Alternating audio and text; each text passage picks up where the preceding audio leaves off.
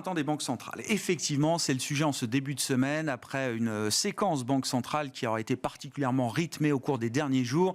Alexandre Tavazzi est avec nous en visioconférence depuis Genève, responsable CIO Office et recherche macro de Pictet Wealth Management. Bonjour et bienvenue Alexandre. Merci beaucoup d'être avec nous. Je le dis de manière un peu ironique, mais réelle. Le printemps des banques centrales a débuté en Suisse la semaine dernière avec une baisse de taux surprise, entre guillemets, délivrée par la Banque nationale suisse. Je veux bien qu'on dise un mot spécifique de la Suisse et pourquoi la Banque nationale suisse a eu la première, les marges de manœuvre pour accommoder ou régler différemment sa position de politique monétaire. Et est-ce que plus généralement, la baisse décrétée en Suisse la semaine dernière préfigure quelque chose qui serait un mouvement presque synchronisé de la part des banques centrales majeures dans les prochains mois? L'élément suisse principal, c'était la force de la monnaie, puisqu'en réalité, le franc suisse était extrêmement fort et que sa force avait été un sujet de discussion à Davos. Thomas Jordan avait déjà mentionné la force du franc suisse comme étant un important paramètre économique, puisque finalement, les entreprises suisses, qui sont des entreprises fortement orientées vers l'exportation, n'arrivaient plus à fonctionner dans ces conditions-là. Étant donné que l'inflation dans la zone euro était plus importante en 2023 qu'en Suisse, les entreprises suisses avaient pu compenser une partie de la force de la monnaie en augmentant leurs tarifs à l'exportation. Avec la convergence maintenant des paramètres d'inflation, bien cette option n'était plus valable, ce qui commençait à poser un problème de croissance du tissu économique suisse. Et puis de l'autre côté, l'inflation n'est plus tellement un sujet de discussion en Suisse. Nous sommes avec une inflation largement inférieure à 1,5%, ce qui permettait à la Banque nationale suisse de premièrement crier victoire sur l'inflation. L'inflation est enfin sous contrôle, mais également et surtout de s'occuper des paramètres de croissance dans un environnement où la force de franc suisse commençait à poser problème à certaines entreprises à l'exportation. Est-ce que cette décision pave la voie à d'autres décisions de banque centrale? On pense bien sûr côté européen, la Banque centrale européenne, et au regard des communications qui ont été délivrées la semaine dernière, que ce soit par la Banque d'Angleterre, la Fed, ou précédemment par la Banque centrale européenne, Alexandre, est-ce qu'il y a quand même l'idée d'un mouvement synchrone qui se dégage au moins sur une première baisse de taux à horizon du mois de juin? Oui, très clairement. Du côté de la Réserve fédérale, ce qui nous a été annoncé la semaine passée est clairement en train d'ouvrir la porte pour une première baisse de taux d'intérêt. On peut toujours discuter du mois, mais je crois que le fait de baisse ou non baisse est maintenant derrière nous. Il y aura baisse de taux d'intérêt. Nous avons calé de notre côté la première baisse aux environs du mois de juin. Et puis du côté européen également, on se rend compte maintenant qu'il y a plus ou moins, il y a passablement de discussions ouvertes qui sont apparues dans la presse financière, avec également certaines personnes qui disaient que même à partir du mois d'avril, c'est là qu'il faudra intervenir, mais très probablement en juin également. Donc la Suisse, qui pour une fois était anticipatrice par rapport aux autres banquiers centraux, a ouvert effectivement le chemin vers une baisse des taux d'intérêt généralisée cette fois-ci du côté des banques centrales des pays développés. Est-ce que le marché comprend bien la signification de ce réglage des positions de politique monétaire, à commencer par le sens que la Fed veut donner à ces baisses de taux? 3 sont encore signalées pour 2024 dans les dernières projections, une de moins pour 2025 par rapport aux projections précédentes. Est-ce que de ce point de vue-là, le sens que la Fed veut donner à ces baisses de taux, est-ce que le marché est sur la même logique d'une certaine manière, Alexandre? Oui, presque complètement. En fait, ce qui était étonnant dans ce que la Fed a annoncé la semaine passée, c'était quand même une forte révision de ses paramètres de croissance, donc des prévisions de croissance elles-mêmes calculées par la Réserve fédérale à 2,1% en 2024, et nonobstant ceci, quand même une baisse des taux d'intérêt, ce qui montre bien que pour la Réserve fédérale, et c'est le sentiment qu'elle a voulu donner au marché, les aspects d'avoir une meilleure croissance n'est pas antinomique avec les faits de vouloir faire une baisse des taux d'intérêt. Donc la Fed a clairement indiqué que quelles que soient les conditions de croissance, il y aura baisse de taux d'intérêt. Et par la suite, ce seront les paramètres d'inflation qui dicteront si nous aurons droit à 3 baisses de taux d'intérêt, 4 ou éventuellement 2, sachant que sur la fin de l'année, les prises de décision seront plus compliquées parce que nous serons proches des élections. Et donc il est important pour la Fed d'enclencher le mouvement avant la période des élections. Autrement, elle pourrait être vue comme cherchant à favoriser l'un ou l'autre des candidats si elle prenait sa première décision de l'année trop proche de la période électorale. Il faut considérer une Fed qui sera encore très attentive aux données, y compris une fois la première baisse de taux délivrée, Alexandre. Il n'y aura rien de mécanique ou d'automatique dans les baisses de taux qui pourraient suivre la première baisse de taux de la Fed? Absolument, ça va être totalement clé. Vous l'avez mentionné, il y aura le PCE à la fin de cette semaine. On aura également les chiffres d'inflation du mois de mars qui vont être probablement plus importants que prévu, puisque le scénario, le sentiment du marché, c'est que peut-être janvier et février avaient été spécialement affectés par des éléments purement ponctuels sur janvier et février. Donc mars sera probablement le premier chiffre d'inflation qui va vraiment être important pour juger si effectivement janvier et février étaient particuliers ou si effectivement l'inflation est plus importante que prévu.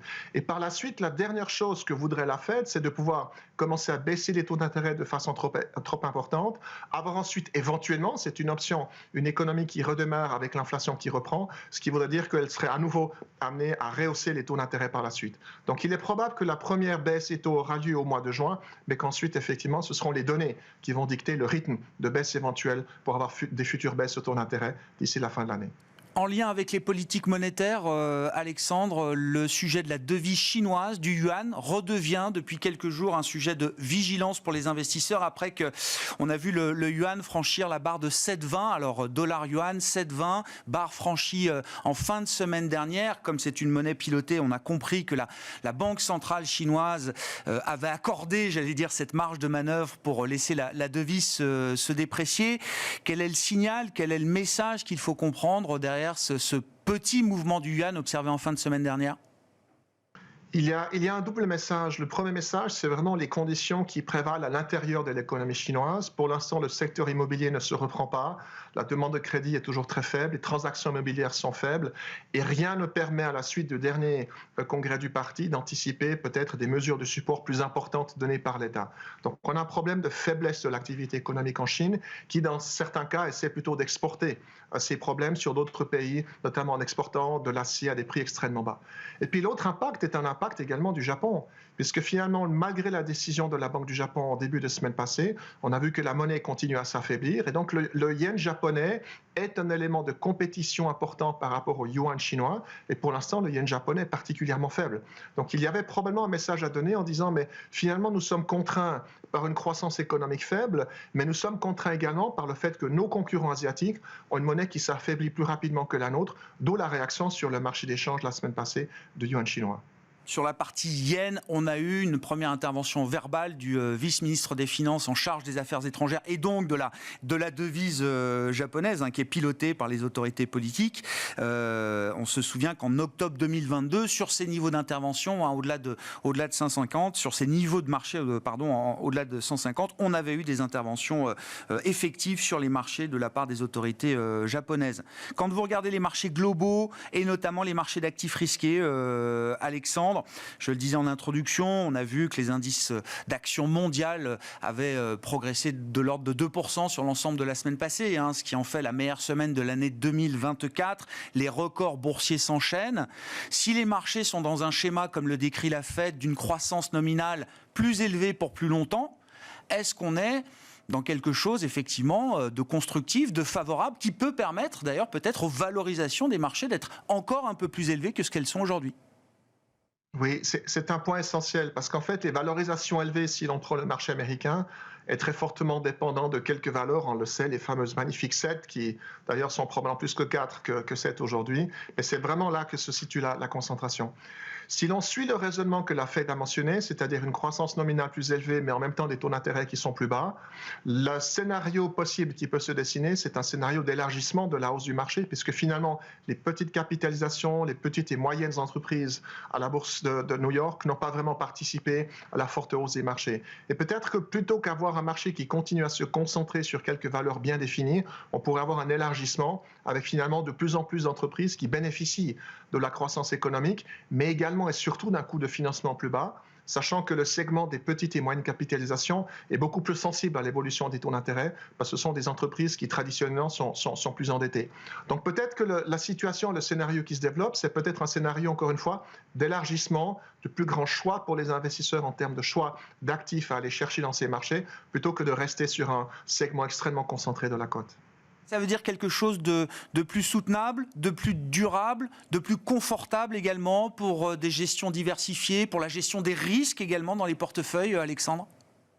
Très probablement. Ça veut dire également un plus grand choix en termes de gestion active des portefeuilles, puisque finalement toutes les entreprises ne sont pas les mêmes.